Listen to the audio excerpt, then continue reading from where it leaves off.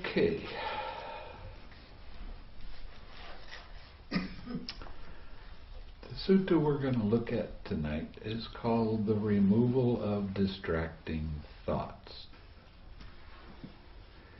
Now this sutta is very interesting in that a lot of the information that it gives has been put in at a later time than when the Buddha was giving a discourse like this. And I'll show you the proof in just a little while. You'll see. Thus have I heard on one occasion a Blessed One was living at Sawati in Jeta's Grove, and in Pendika's Park. There he addressed the monks thus. Monks, venerable sir, they replied, the Blessed One said this. Monks, when a monk is pursuing the higher mind, from time to time he should give attention to some signs. What are they? Here, monks, when a monk is giving attention to some sign, owing to that sign there arise in him evil, unwholesome states connected with desire, with hate, and with delusion. What is delusion?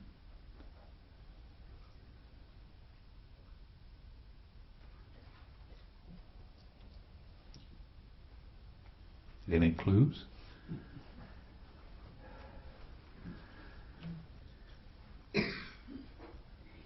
If one takes what is untrue for true, or believes into it. That would be a dictionary definition, but not the Buddha's definition. No? The Buddha's definition of delusion is taking everything that occurs personally. Now, last night I was talking about craving. Craving is the I like it, I don't like it mind. Okay? Yeah. Now, what did I just read here? Desire, I like it. Yeah. Hate, I don't like it. And delusion, I. That's being personal. So what desire, hate, and delusion are saying is craving. This is craving. It's another way of describing what craving is. Hidden. Huh? It's more hidden. Well, yeah, it only took me 30 years to figure it out or so. I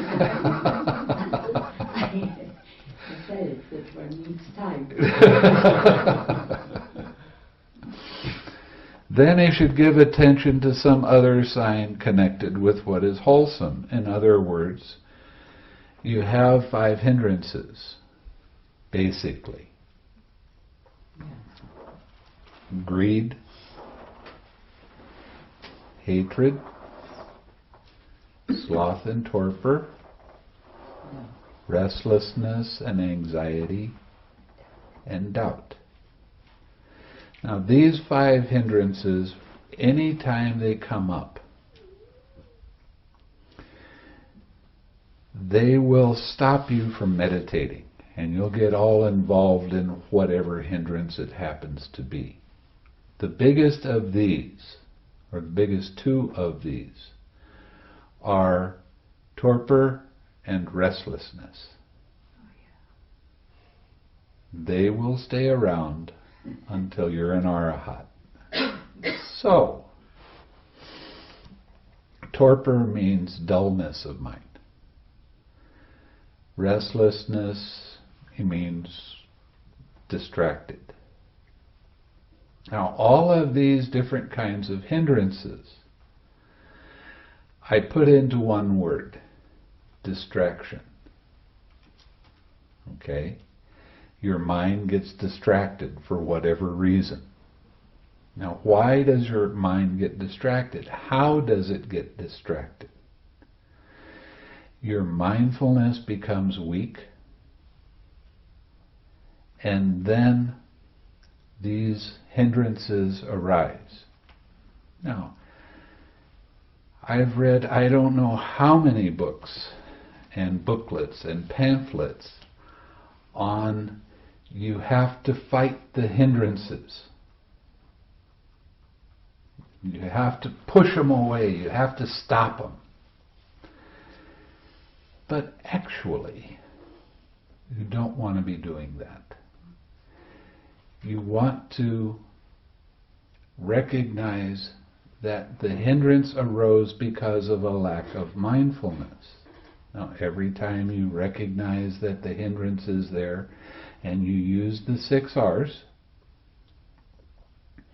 and you release it, and you relax, and you smile, and you come back to your object of meditation. Every time you do that, it's improving your mindfulness. So when a hindrance arises, it's there to show you a couple of very valuable lessons. One lesson is, guess where your attachment is? I want. I don't want. I'm sleepy. I'm restless. I don't know. What is that attachment? That is taking all of these thoughts and feelings personally. Now, the beauty of the 6 R's is that when you use that relaxed step, that letting go of that tightness in your head, that meninges that contracts. Whenever you do that, you'll notice right after that, your mind is clear, your mind is alert, there's no thoughts in your mind, and your mind is pure. Why is it pure? Because you've let go of craving. So the hindrance comes up, it's actually helping you so that you improve your mindfulness. What is mindfulness? Mindfulness is remembering to observe how mind's attention moves from one thing to another. It's your observation power. Now, you remember yesterday I was talking about your mind is on your object of meditation. All of a sudden you're thinking this or that. How did that happen? When you have good mindfulness, you start to see how this process works. How do you think I can tell you exactly how sloth and torpor works? I've watched it plenty. I've seen how it works.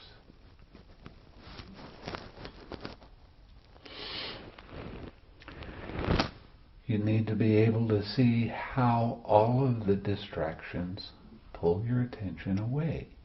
And when you start seeing that, what will happen is your mind is on your object of meditation and a thought of dislike arises. Okay? Now, you 6R and then you come back and it goes back and does it again. And you 6R and you come back, and as you keep coming back, you start to become more familiar with how this process works. Now, what's going to happen is your mind gets distracted, and right before your mind really gets carried away, you'll notice there was something else there that happened right before your mind got really caught up in the distraction. So, you 6R and you come back, and the next time you start 6Ring with that little thing, whatever it happened to be. It actually is a feeling, but you'll get to see that later. But you're going to be able to see, as you become familiar with that, then you'll notice there's something else right before that, and then you start 6Ring then. And the time that you're distracted becomes less and less. The time that you stay on your object of meditation becomes more and more. So the hindrances are not your enemy to fight with. They are your and teacher.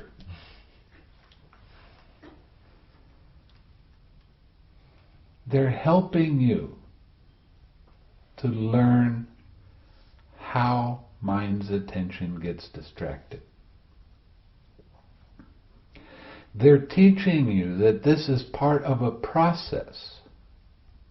It's not something that you take personally. It's not something that you get involved with. This is something that when your mind gets distracted, you use as an opportunity to see how mind's attention moves from one thing to another. Real important. So, the more you can notice how the hindrances arise, the more balance in mind you become. Why? Every time a hindrance arises, it turns whatever that hindrance is into a major emergency.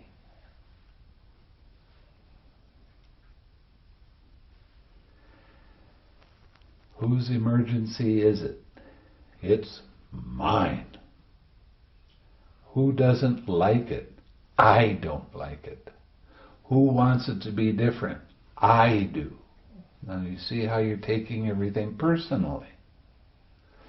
When you start seeing how the process works, you start getting more balance in your mind and you start going, oh, it's only this. Now, one of the things that I talked about last night was the importance of laughing with yourself. I know this is not something that you hear very often in a meditation retreat. You're supposed to laugh. You're supposed to have fun. You're supposed to be light. It's very necessary to develop a sense of humor about how serious you get. Okay? It's necessary. Why? Because when you can laugh at yourself for being upset about this or that, all of a sudden you go from, I don't like this, this is no good, to, it's only this. It's only this dissatisfaction, it's only this fear, it's only this anxiety, whatever it happens to be. Well, do I have a choice right now? Do I want to continue on with this or not? Well, anybody's crazy if they want to continue on with it, so you let it go. And when you let it go, your mind's clear, your mind's bright. This is how you purify your mind. Simple. Unless you get caught by it. And then it's hard. I've had some people that have gone through major emotional problems and they come and they start yelling, all kinds of problems. And I say, okay, why don't you laugh at it? I can't laugh at that. It's not funny. And what does that make me do when they start saying things like that? I start laughing. And because I laugh, they laugh. And when they laugh, what happens in their mind? All of that suffering that they've been building up, all of a sudden, whoosh, gone. Dissipates. Now, there are different kinds of meditation.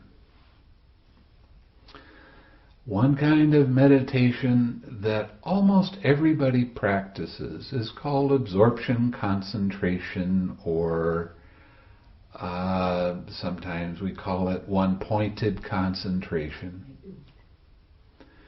One-pointed concentration, what happens is you stay on one thing and your mind gets glued to it.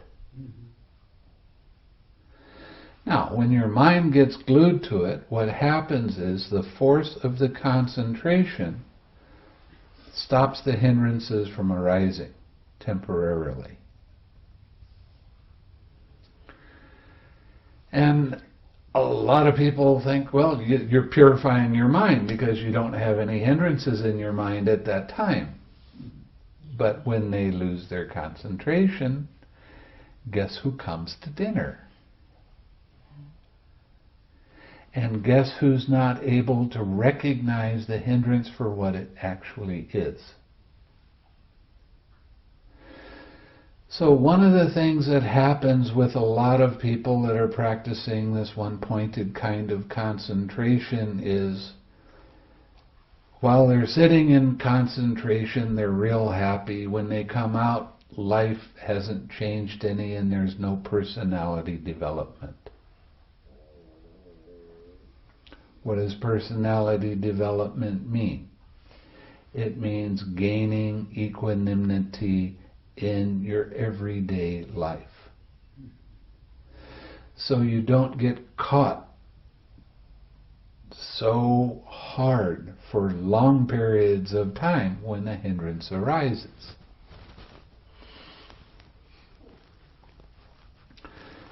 So, when you're practicing the kind of meditation I'm teaching you that the hindrances are not the problem. The attachment is the problem. What is the attachment? I like it or don't like it. The attachment is craving. Craving can always be recognized as tension and tightness in your mind and in your body. So, the tension and tightness that I keep describing to you, that membrane that goes around your brain, every time you have a thought, there's a little tightness. Now, that little tightness is the start of craving. So when you let go of that and relax, you feel an expansion happen in your head. Your mind is clear, bright, alert, very agile. You're able to see things very quickly. And you bring that mind back to your object of meditation. This is why you progress faster with the kind of meditation that I teach, much faster than any other kind of meditation that's being taught today. And it's not that I'm teaching it, I'm talking about it, it's taught by the Buddha. He's the teacher, I'm not the teacher. So, your mind is on your object of meditation and it gets distracted. Now, why is this called an unwholesome state? Because I am that distraction. It's unwholesome because you have the delusion. You have the attachment to those thoughts, those feelings, those sensations, those ideas, those concepts, those stories about why you like or dislike it. So when you start seeing this for what it is, this hindrance, this thing that keeps pulling you away, and you start seeing it as an opportunity to improve your mindfulness, all of a sudden it's not a bad thing.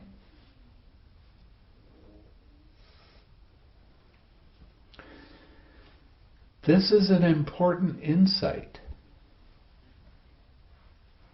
because Like I said, I've read I don't know how many books about how you're supposed to fight the hindrances, how you're supposed to control the hindrances and make them be the way you want them to be. Which means that you're still having craving in your mind. Now, one-pointed concentration works like this. It doesn't matter what your object of meditation is, your mind is on your object of meditation. And there's a distraction. You're supposed to let go of the distraction and immediately come back to your object of meditation. And when you do that over a period of time, everybody that does that, they wind up with a headache.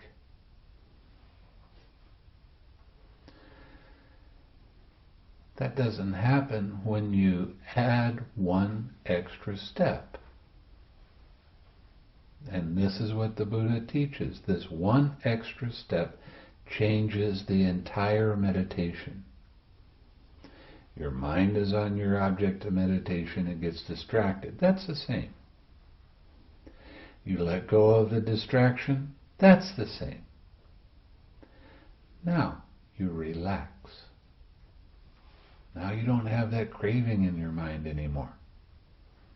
Now you have this pure mind, and you bring this pure mind back to your object of meditation. The force of the concentration, when you add that extra step of relaxing, does not ever suppress anything. It doesn't force anything away. It doesn't stop anything from happening. You learn how to let go of craving. When you let go of craving, you're letting go of I am. You're letting go of taking things personally. Major stuff. So, the hindrances, whenever they arise, are there to help you. They're not there as a problem for you. They're to help you improve your mindfulness. So the more times you can let go and relax and smile and come back to your object of meditation, the sharper your mindfulness becomes, the sooner you catch the hindrances, and you're teaching yourself one of the major lessons that the Buddha always talked about. That is learning how the links of dependent origination actually work. Now, let's say you're sitting and all of a sudden you get depressed. Just take that as one of the things. How does depression work? Not why. We don't care why you're depressed. How did it come up? The first thing that happens is a painful feeling arises. I don't like that painful feeling, craving. I have a story. Every time this kind of painful feeling arises, the story kicks in and I start talking about it in my mind. And then you have this habitual emotional tendency to want to control a feeling which is either pleasant, unpleasant, or neutral with your thoughts. Now, you're made up of 5 different things. You have a physical body, you have feeling, you have perception. Perception is the part of the mind that names things. This is a bottle. Perception was what told you what that was. It names things. It names colors. It names everything. You have thoughts and you have consciousness. When a painful feeling arises, the first thing we try to do is think the feeling away. And the more you think the feeling, the bigger and more intense that feeling becomes. And because you're trying to think the feeling, you see that it doesn't work, so you try a little bit harder. And then you see it really doesn't work, so you try a little bit harder. And then you run to the doctor and say, I'm depressed, give me some drugs.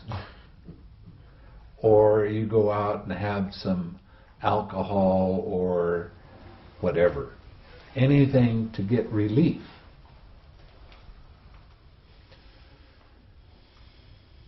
But it's real easy to be able to recognize how this arises. And your habitual tendency is always the emotional part that says, I have to control and I have to be better at this and I got to knock this feeling away.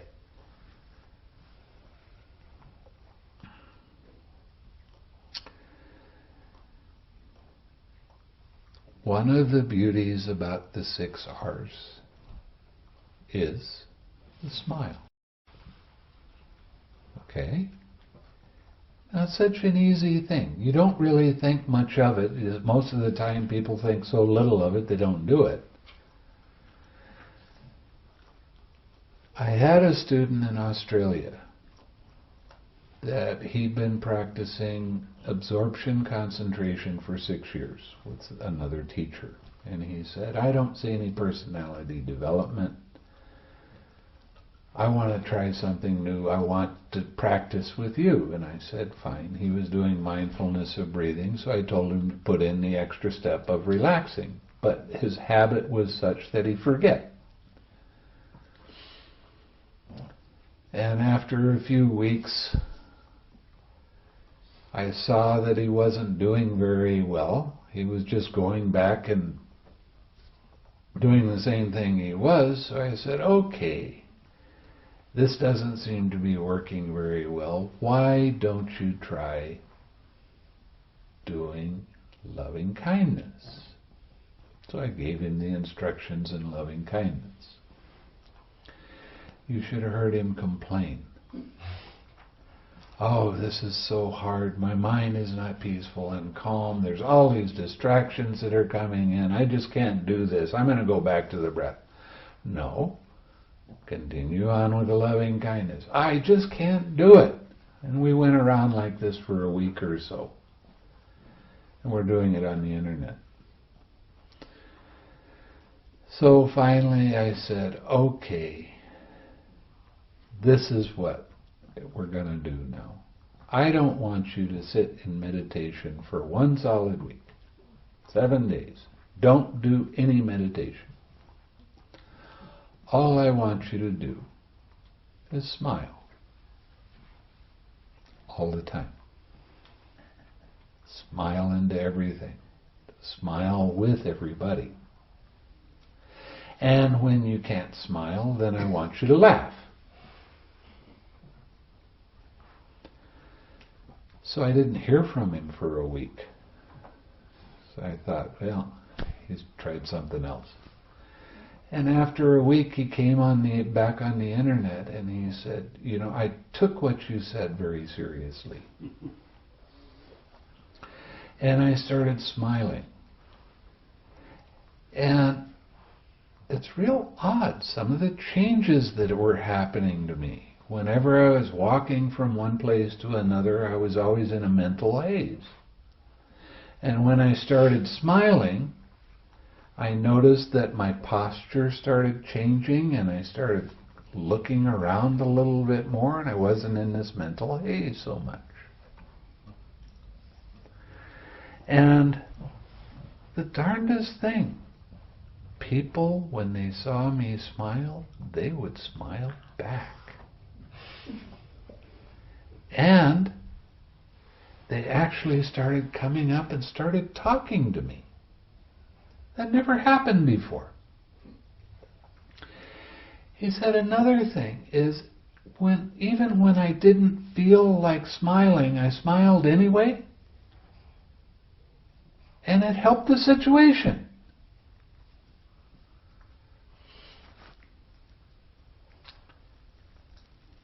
And I asked him, have you noticed anything different about your mindfulness? He said, I didn't even know what mindfulness was before I started smiling. Now, this is somebody that had been practicing for 6 years. They'd heard the word mindfulness, didn't have a clue what it was. And he said, and the doctors are so impressed with me that I don't have to take so many drugs now. And I went, drugs? You're taking drugs? You didn't tell me this. Well, yeah, I'm in a mental institute. Oh, great.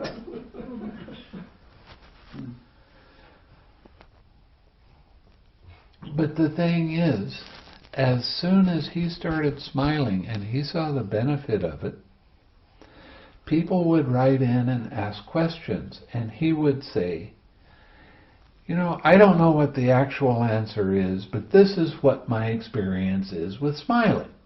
And he was giving brilliant answers to people. How important is smiling? All the time, whether you feel like it or not. When you smile, it helps your mind be uplifted. When your mind is uplifted, you're very alert. Especially when your mind starts to get heavy. You start noticing that. And you go, whoops, let that one go. Let's start smiling some more. Now, we have right effort. This is what the Buddha said, right effort. You have recognizing when an unwholesome state arises, letting go of that unwholesome state and relaxing, bringing up a wholesome state. What do you think smiling is? And coming back to your object of meditation. Stay with your object of meditation as long as you can. That's right effort. That's the 6 R's.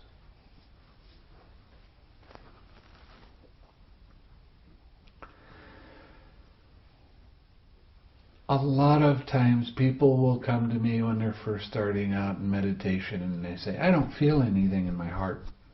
There's no warm feeling there. Smile more. Just simply smile. And I'm not talking about just while you're sitting. I'm talking about all the time.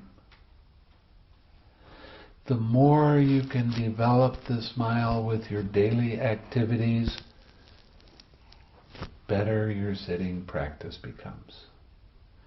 The better sitting practice becomes, the easier it is to do your walking meditation. When it's easy to do the walking meditation, it's easy to carry that smile with you with all the things you do during the day. And that improves your mindfulness. It's not a maybe. This stuff works. So it doesn't matter what the distraction is. Anything that pulls your attention away from the feeling of loving kindness and making a wish for your friend's happiness or yourself.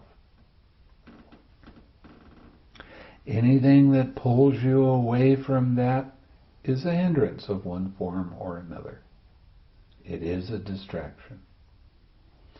So you recognize it, you release it, you relax, you smile, you come back, and stay with your friend as long as you can.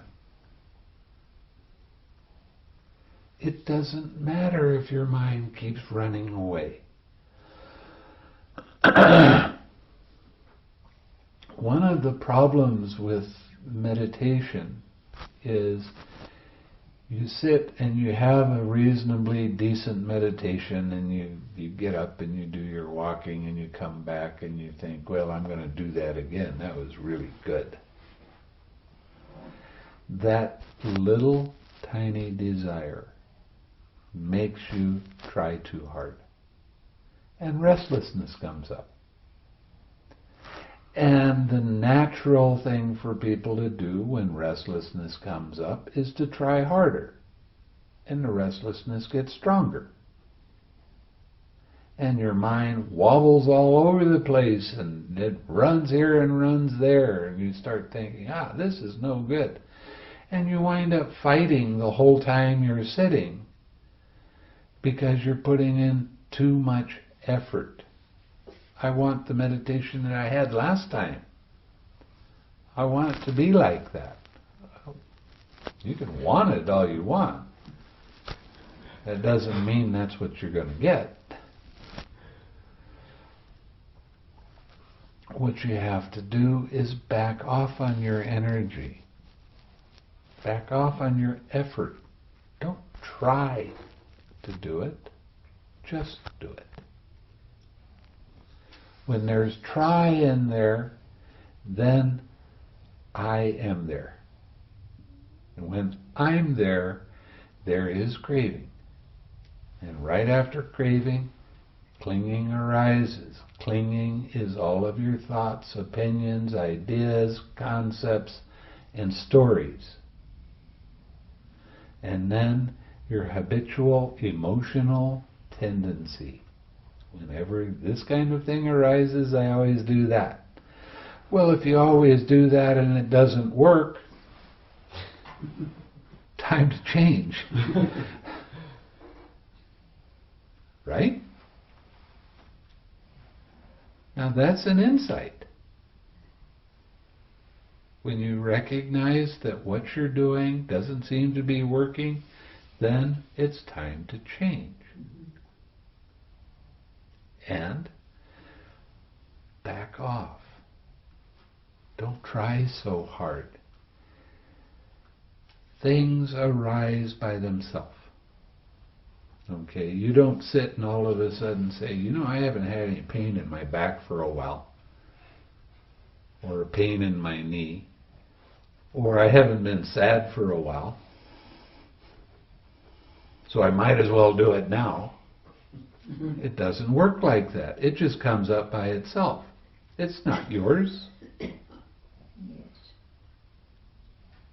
It only becomes yours when you try to control it. When I was talking yesterday and giving you the instructions in the meditation, I said a pain arises in your body, the first thing you do is think about it. And the more you think about it, the bigger and more intense that pain becomes. So the first thing you have to do is let go of the thoughts. Relax. Now you have that aversion to that pain, that tight mental fist that grabs on and squeezes. It's like if I had a charcoal fire and I took one of the coals and I put it in my hand and I'd say, boy, that hurts. So what I would do would start to squeeze and squeeze. And I go, wow, that really, really hurts. That's what you're doing when you're trying to control your thoughts and feelings instead of allow them to be. What the Buddha teaches us to do, open up and let that hot coal go. What is the hot coal? Craving.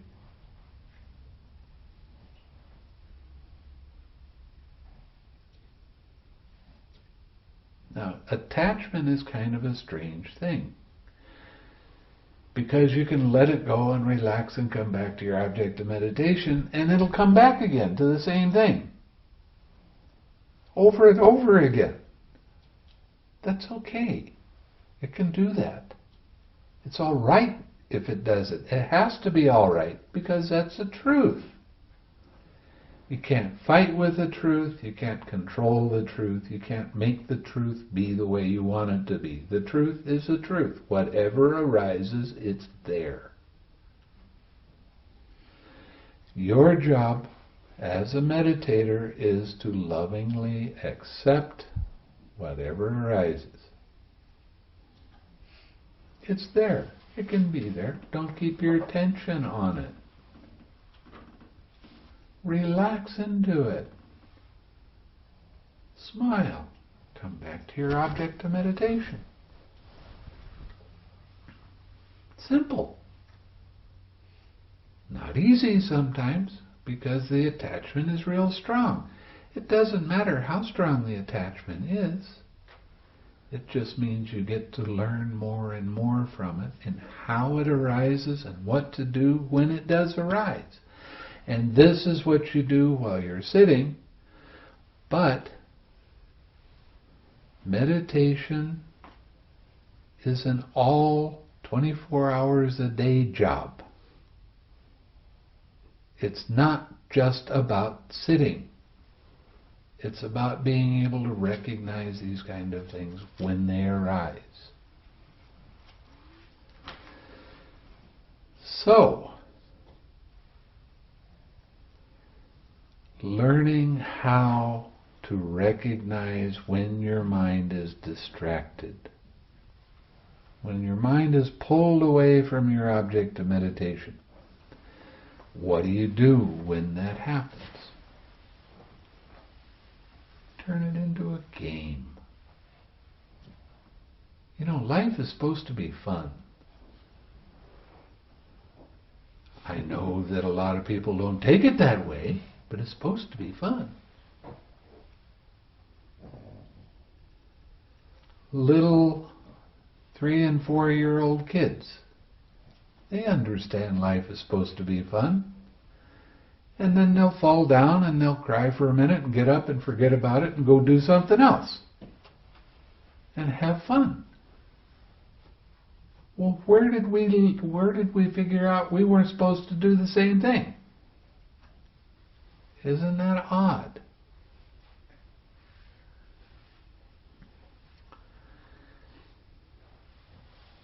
The more we can recognize the games that our mind plays with ourselves, the easier it is to let go of those attachments. What are the attachments? Always the attachment is I am that. I am that feeling, I am that thought. It's my opinion. It's my concepts. It's my ideas. And I'm right and you're wrong. Does that sound like things happening in the world today? An awful lot of that? I'm right and you're wrong. There's no right and wrong. It's opinion.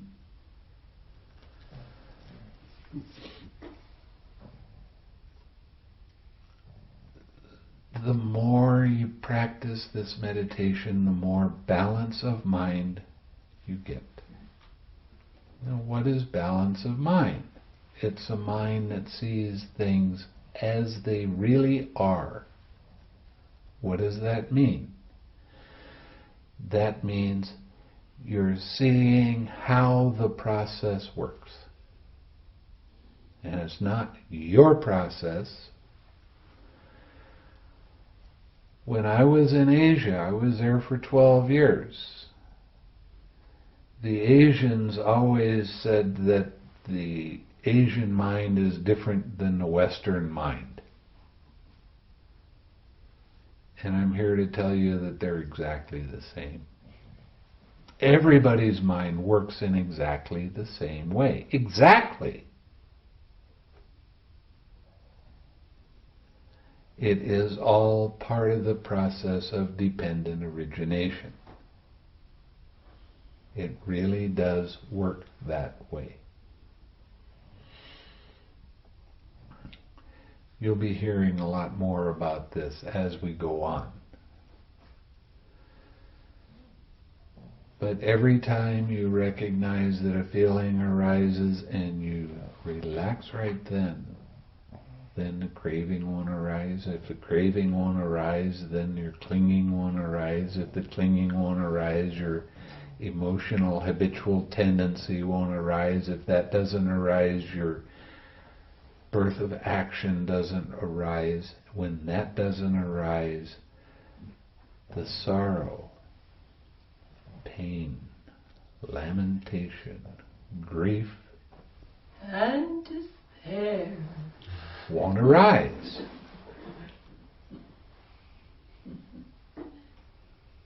It won't arise. The pain, the suffering will subside.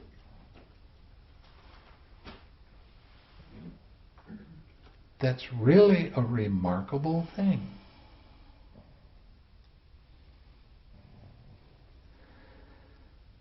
Okay, getting back to what it says here in the sutta, you have evil, unwholesome thoughts connected with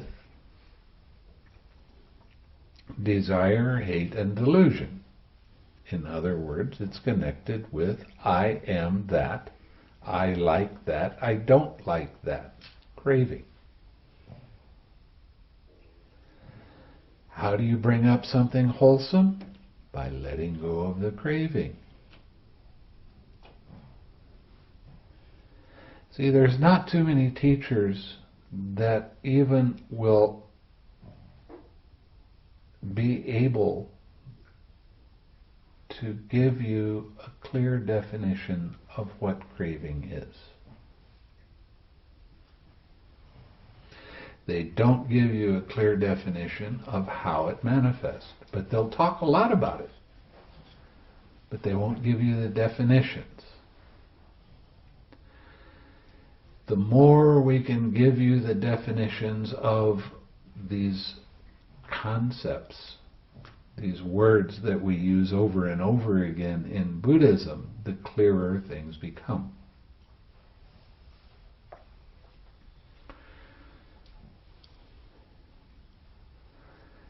Now, this particular sutta goes through 4 or 5 different other ways of overcoming hindrances. And the last way that it talks about, if, while giving attention to stilling the thought formation of those unwholesome thoughts, there still arise in him evil, unwholesome thoughts connected with desire, hate, and delusion, then, with his teeth clutched, his tongue pressed against the roof of his mouth, he should beat down, constrain, and crush mind with mind. Does that sound like something that the Buddha would actually say? False. Thank you. Why? Now, I've been to a lot of different teachers, and I've asked them. I tell them, this is the most ridiculous part of this whole sutta. I can't believe it. People in Burma, they love this part. You can get to crush mind with mind. And my question is always, who's doing that? Who doesn't like that? Who wants to control that? See, that's why it doesn't work. Now, we go to another sutta. This is number 36.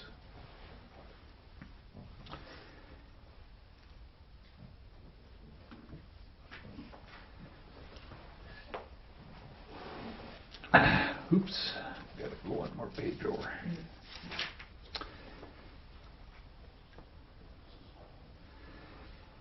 The Buddha's describing all the different things he did before he became a Buddha. Well, he was still a bodhisattva when he was striving very hard. He said, I thought, suppose with my teeth clutched and my tongue pressed against the roof of my mouth, I beat down, constrain, and crush mind with mind. So with my teeth clutched, my tongue pressed against the roof of my mouth, I beat down, constrained, and crushed mind with mind. While I did so, sweat ran from my armpits, just as a strong man might seize a weaker man by the head or shoulders and beat him down, constrain him, crush him, so too my teeth clutched, my tongue pressed against the roof of my mouth. I beat down, constrained, and crushed mine with mine, and sweat ran from my armpits. But although I had tireless energy, my body was overwrought and uncalm. Now, he did that, and his body got weak and agitated, and his mind wasn't settled. And he got exhausted by putting in so much effort to crush things and stop them from coming up. So this is one of the things that doesn't work. But it's mentioned in this sutta that it does. So we don't take this part of the sutta as being for real. Now, one of the things that people have the tendency to do when they first start out is try to use the 6 R's too much. Every time a thought comes up, they direct their mind to it, 6 R, and come back. And they'll say, there's too many thoughts. I can't 6 R before another thought arises. Remember this part of the instruction. Only when your mind gets pulled away from your object of meditation do you use the 6 R's. If you stay on your object of meditation and a thought gets up in the background, ignore it. Don't pay any attention to it. It'll fade away by itself.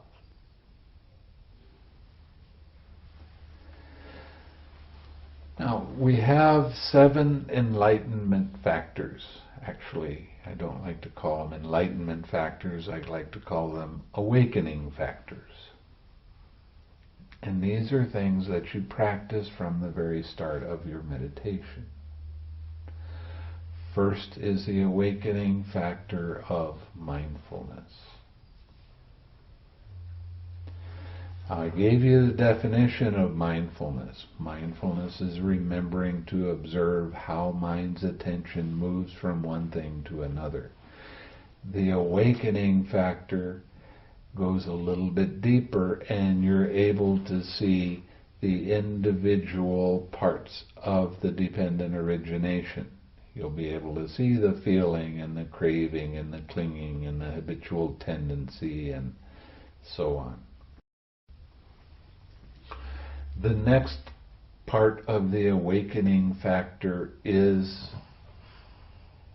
the examination of your experience. How does it work? How does dependent origination arise? What happens? What happens first? What happens after that? What happens after that? Now, the next awakening factor is energy. Now, if you put too much energy into staying with your object of meditation or trying to control what's happening with your mind, you will get restless. And the more energy and more effort you put into it, the more restless you will become. Now, the whole thing with energy is learning how to balance it. If you have restlessness, you have to back off a little bit. If you have sloth and torpor, you have to use a little bit more. But the whole of the meditation process is learning to keep the energy in balance. When the energy is balanced very nicely, the awakening factor of joy arises. Joy is an important part of being awake. When you have strong joy, or when you have joy arise, your mind is alert, your mind is bright, and your awareness is very quick. So you can see when these changes start to happen. Now you use all of these awakening factors and you start to learn how to keep them in balance. That's what meditation teaches you. The next awakening factor is tranquility. Always after joy arises and then fades away, your mind becomes very peaceful, very calm, very tranquil. The next awakening factor is your mind becomes very collected and still.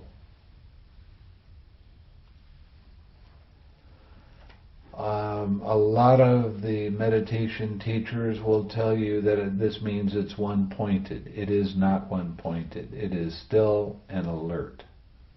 If your mind is one-pointed, it just sees one thing. This kind of meditation is very limited, where you just keep your mind on one thing. What I'm teaching you to do is how to see things coming.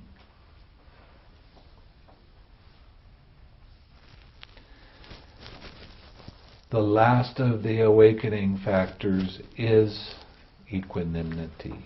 That means having balance all the time. When these 7 factors are in perfect harmony, that's when you attain Nibbana. When you have a lot of restlessness, you can bring up the tranquility, the stillness of mind, or the equanimity. And that will help overcome the restlessness. If you have sloth and torpor, investigate how it arises. A mind that has sloth and torpor in it is a mind that is contracted. It pulls in on itself and then gets involved with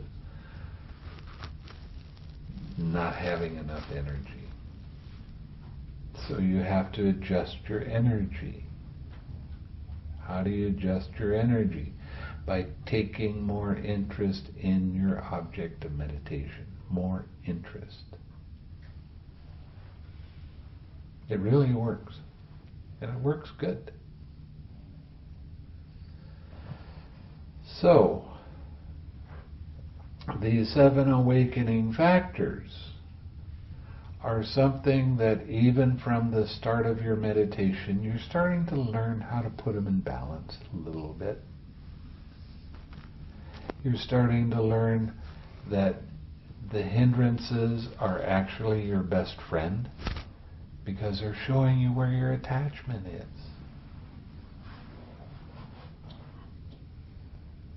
So you can let it be. Now, what happens is your object of meditation, the distraction. You let it be, relax, smile, and come back. And then you do it again, and then you do it again, and then you do it again. And before long, you're staying on your object of meditation for longer. You're not distracted for as long.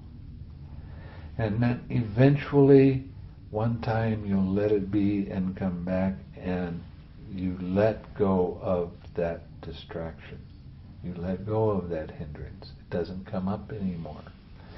You will feel a very strong relief in your mind. And right after that, you have a lot of joy arising. Joy is a happy feeling, and it's got excitement in it. It's really nice. And when that happens, you start thinking, this is why I'm meditating. This is good stuff. Now the joy will be there for a little while. And then it'll fade away. And right after that, you will feel more comfortable than you've ever felt before. You'll feel comfortable in your mind. You'll feel comfortable in your body. And your mind will stay on your object of meditation with almost no effort at all. Now I just described to you what it's like to be in the first jhana. It's a natural process. One of the mistakes that's happening with people that are teaching meditation right now, when they talk about jhana, they're talking about, quote, concentration. But actually, jhana is a level of understanding. What are you understanding? You're understanding how mind works. Every time you keep letting go of the hindrance and letting it be and smiling and come back to your object of meditation after relaxing, you're teaching yourself this is a process. You're teaching yourself, oh, this is the way it works. So every time you hear anybody mention jhana, in your mind, your understanding of that should be, this is a level of my understanding. When I get into this jhana, this is what I'm starting to understand. As you go deeper in the jhanas, you start understanding more and more subtle little things about how mind works, and that's what the insights are.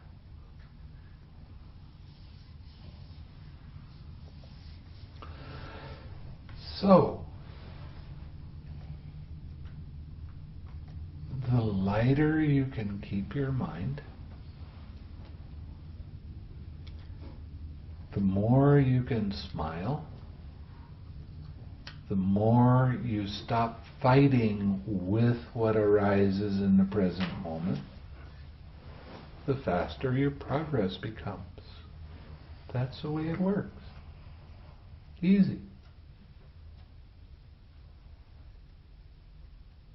Quite often, I have to tell people, and sometimes they even hear it, get out of the way.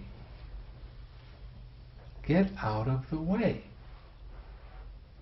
Your whole purpose is to observe how mind's attention works, not control how mind's attention works. If there's the need to control, who's controlling?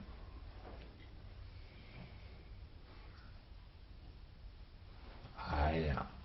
If I am there, who has craving? I do. Who's stopping their own progress? I am. See, it's all pretty easy, really. And sometimes you only have to hear it a few thousand times before it sinks in.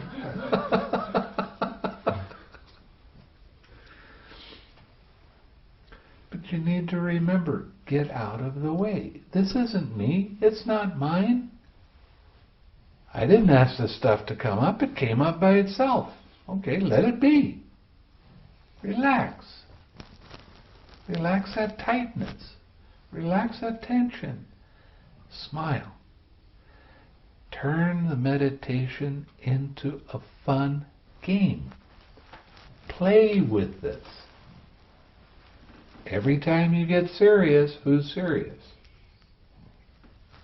I am. You need to have your mind really light. And the lighter your mind becomes, the easier it is to see when a disturbance first starts to arise.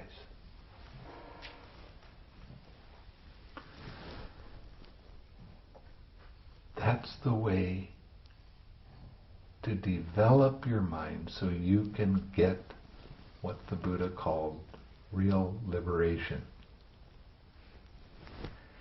Every time you use the 6 R's and you let go of that craving, you are experiencing the third noble truth, the cessation of suffering. Now, how can I say that? What's the first noble truth? There is suffering. We don't have to be told that. We know that that's true. What's the cause of the suffering? Craving. When you let go of the craving, what happens? The cessation of suffering occurs.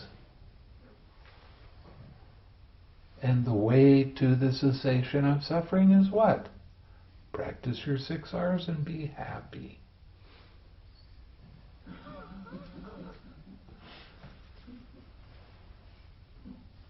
How reasonable, huh? Sounds good to me.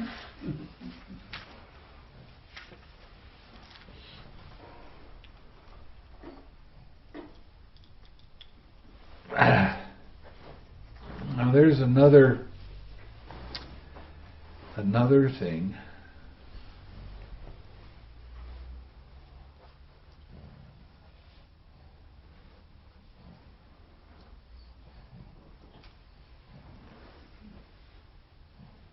Where is it?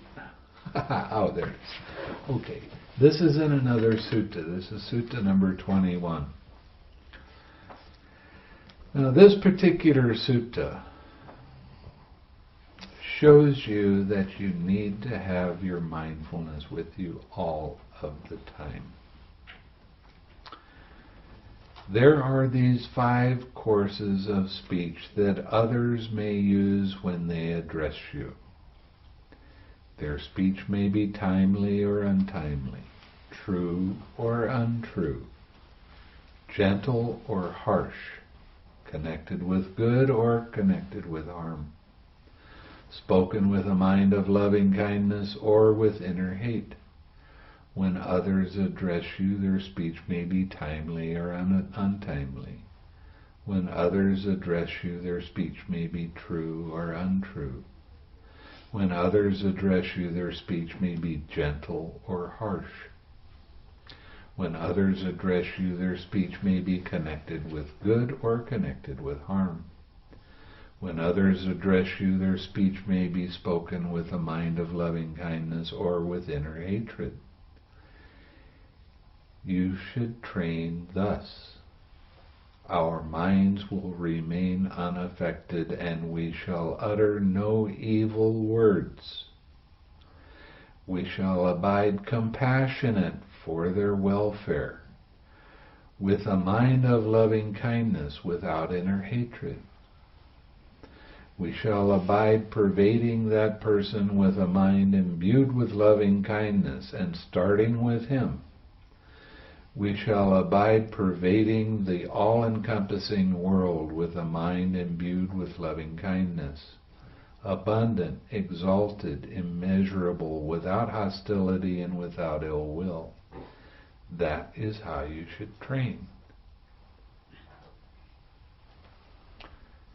Easier said than done. It does take practice. There's another part to this. And it says, even if bandits were to sever you savagely limb by limb with a 2-handed saw, he who gave rise to a mind of hatred towards them would not be carrying out my teaching. Now that's pretty radical. You should train thus. Our minds will remain unaffected, and we shall utter no evil words. We shall abide compassionate for their welfare with a mind of loving kindness without inner hate. We shall abide pervading them with a mind imbued with loving kindness, and starting with them we shall abide pervading the all-encompassing world with a mind filled with loving kindness, abundant, exalted, immeasurable, without hostility and without ill will. If you keep this advice on the simile of the saw constantly in mind, do you see any course of speech, trivial or gross, that you could not endure? No, I don't think so. Therefore, you should keep this advice on the simile of the saw constantly in mind. Do you see the kind of mindfulness that the Buddha is really trying to recommend for everybody? This is important stuff.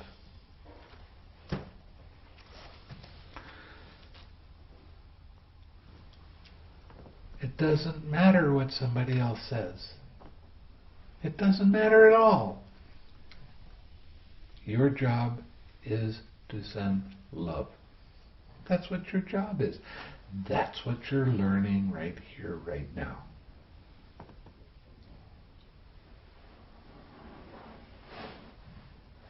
The more you can keep your mind uplifted, happy, and wishing others well, the softer your mind becomes. The softer your personality becomes. The more you have real personality development.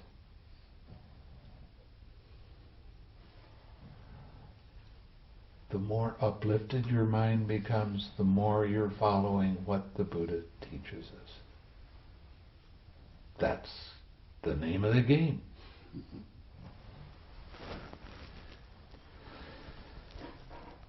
So, what's your job? Smile. And be happy. Reasonably easy, right?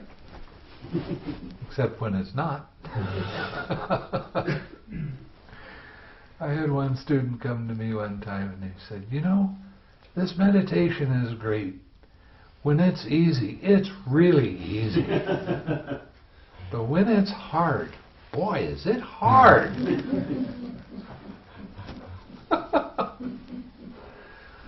But it's simple.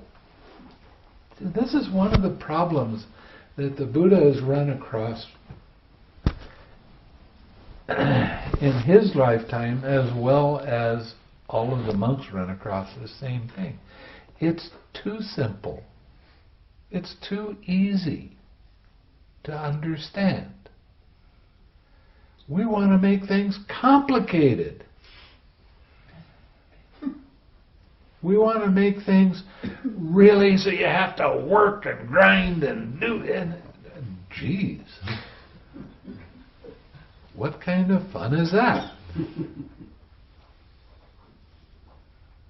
Keep your mind light. Laugh with yourself for being serious about something. Anytime you have repeat thoughts, guess who has an attachment? Guess who has craving and clinging and suffering? Guess whose mindfulness isn't so sharp at that time? How do you sharpen your mindfulness? Take more interest in staying with your object of meditation. That way you can see things coming more easily. And you can 6R right then.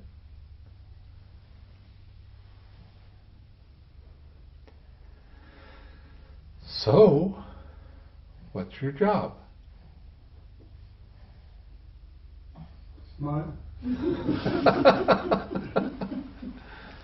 Smile and be happy.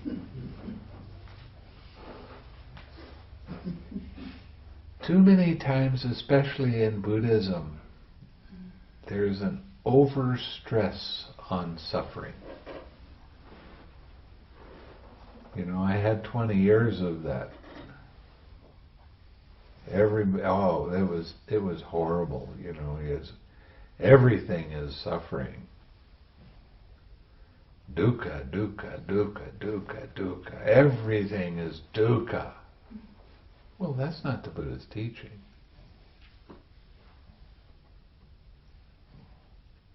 there's a specific way that the Buddha said we're supposed to teach as monks. And it wasn't distress dukkha. I was with this guy that was actually a Zen teacher. And after we got through meditating, he had a stick and he slapped it down on the ground and he said, "Life is suffering."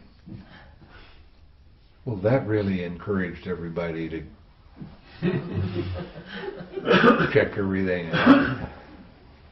And somebody said, "What do you think of that?" And I said, "Well, I'm more interested in letting go of the suffering than I am suffering itself." And that's what the Buddha taught. He taught that monks are supposed to tell you about how to cease the suffering, how to let go of it, so you don't have so much of it anymore. Now, this morning we practiced, or we read aloud the 8 precepts. And I didn't talk about them yesterday, and I should have. The precepts are incredibly important to keep. Don't break a precept. If you break a precept, it will negatively affect your meditation immediately. I've had retreats where people were so afraid that they were going to have to go hungry because they're used to taking an evening meal. They'd take extra food and try to store it in the evening so they could eat it. And their meditation just didn't happen. They suffered a lot. Keeping the precepts is very important because it leads directly to a calm mind. If, for whatever reason, you happen to break one of the precepts, come and talk to me and we'll take the precepts again. There's no finger pointing. I just want you to have a pure mind. Yes? But people who have medical conditions. They have to tell me about it. Right. But they have Well, I have remedies for them. But they have to tell me about it.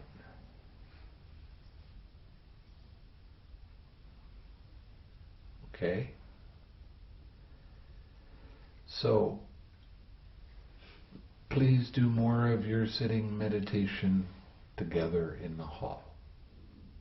At 1 o'clock, I want everybody here, not just some people and other people off doing something else. I want you here. Does anybody have any questions? I know I'm such a brilliant orator.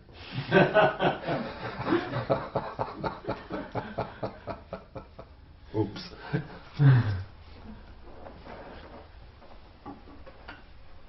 Can we sit outside also? Yes, you can, but I want you to sit around here. Now, the wind seems to be coming up. Don't sit in the wind. It really affects your meditation negatively. So if the wind is coming this way, you want to sit outside, sit on this side of the building. If it's coming this way, get on the other side of the building, just so it doesn't blow on you.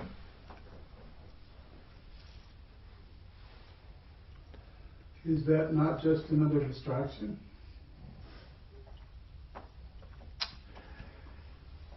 Yes, it is a distraction, but it's one that you don't necessarily have to put up with. Okay? There is one meditation that the Buddha recommended, that monks go out to cemeteries and sit by a corpse that's rotting. Okay, you don't do that sitting downwind. You do that sitting upwind. That's a distraction, I want to tell you. That's a real distraction. But you don't have to make those distractions. You can do it. You can solve some of them that way.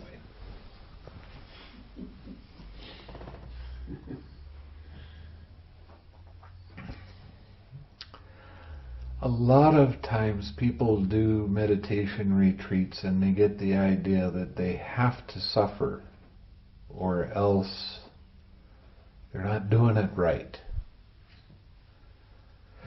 Well, I went through 20 years of trying that. It doesn't work so good.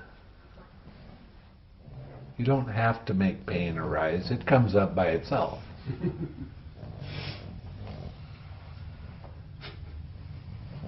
Only took me 5 to figure it out. Wow, fast learner. Yeah.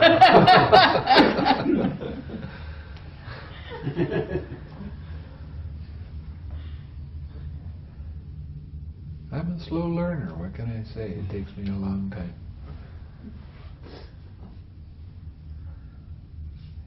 Anybody else have any questions?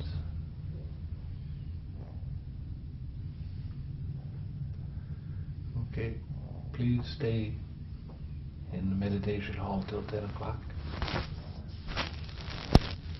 Okay? Now we'll share some merit. May suffering ones be suffering free, and the fear-struck fearless be. May the grieving shed all grief, and may all beings find relief.